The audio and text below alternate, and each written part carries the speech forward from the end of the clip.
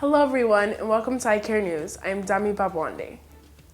The RCCG 50 Days of Fasting and Prayer continues again this week from 6 a.m. to 7 a.m. Monday through Saturday. This will take the place of early risers. The phone number and access code are on the screen and in your tune-in bulletin. We will also pray at church on Sundays after the service for 1 hour. The 2016 Open Heavens Devotional by Pastor E.A. Adeboye is now available in the Place of Truth bookstore for $20. You can stop by the help desk after service to purchase your copy.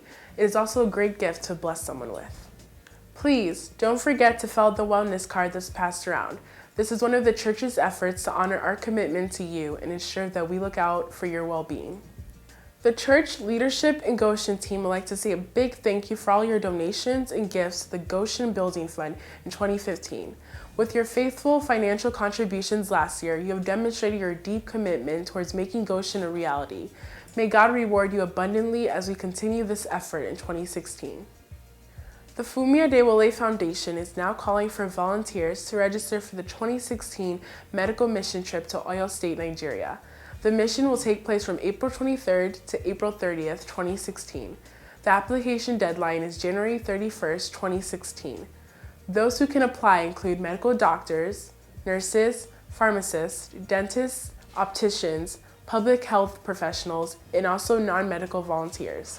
For more information or to register, please visit www.fumi.org.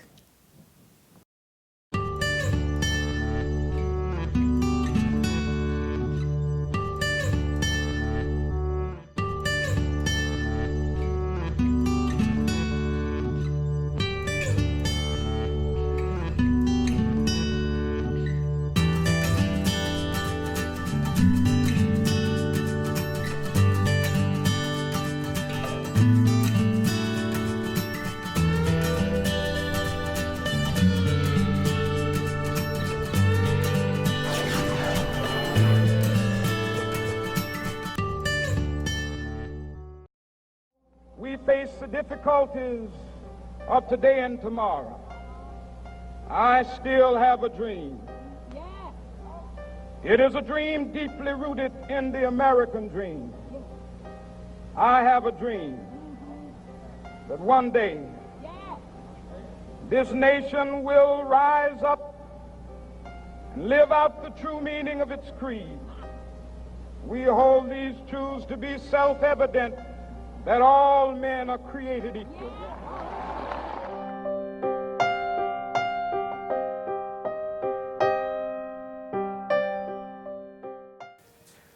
JHC family, mark your calendars and spread the word as we prepare to host Daddy and Mommy Gio at Jesus House on Wednesday, March 23rd, and at the Chicago Festival of Life on Friday, March 25th. The Festival of Life will be at the House of Hope at 7 p.m. Look out for more information and pray along that God will visit the Chicagoland area like never before during these meetings. For more details on how to volunteer and be a sponsor for this event, please see Pastor Isoke or stop by the church office.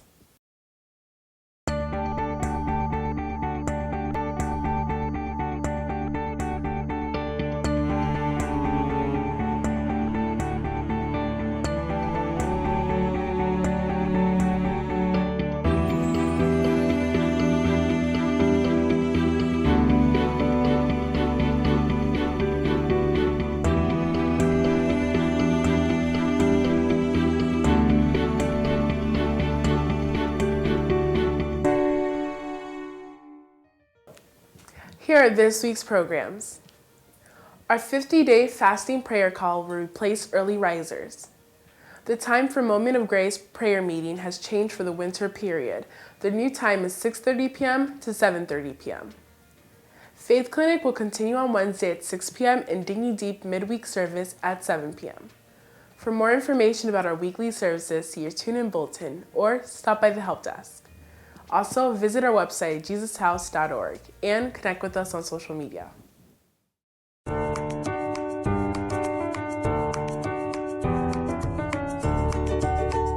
What is it about conflict that makes it so difficult to deal with, and how come good people can turn into such monsters in the face of conflict? The most common way of dealing with conflict is to avoid it. Some people walk away, others get really upset, wind themselves up and attack, and others just get sick or go on stress leave. In fact, it's amazing what people will do in order to avoid conflict and the emotional stress that comes with it. There is a very clever saying that goes like this: denial is not a river in Egypt. Denial is, however, one of the most common problems when it comes to resolving conflict. When confronted with a tense or difficult conflict, too many people smooth it over, bury their head in the sand, and the conflict goes on for another 1, 2, or 3 weeks, months, or even years in some cases. I want to introduce you to a definition of conflict and then give you a pathway for the resolution of conflict. Before I do, I want to say this. For some people, even the word conflict means warfare, dead bodies and blood on the streets, and it's very common for women and men to see anything less than that as not being in conflict at all. So this is a definition that starts at a very low level because most conflict starts out as very small upsets and builds and grows into a full-scale battle. So here's the definition.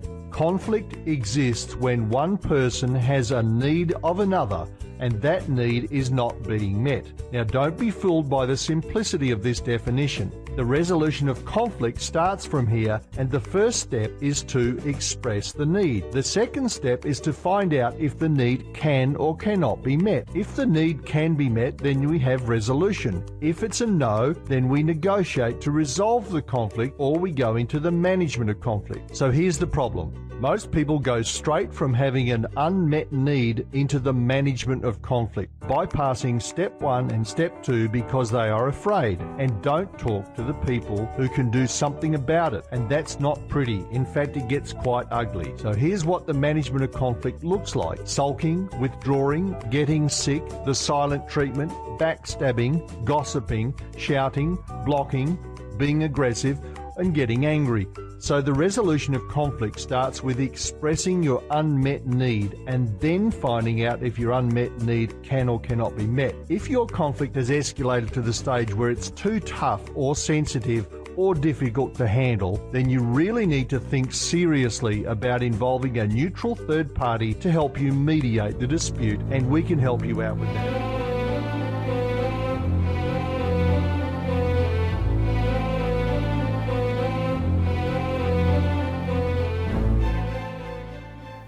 Thank you for joining us. I'm Dami Babwande, and from all of us here at iCare News, enjoy the rest of the service and take a word home with you.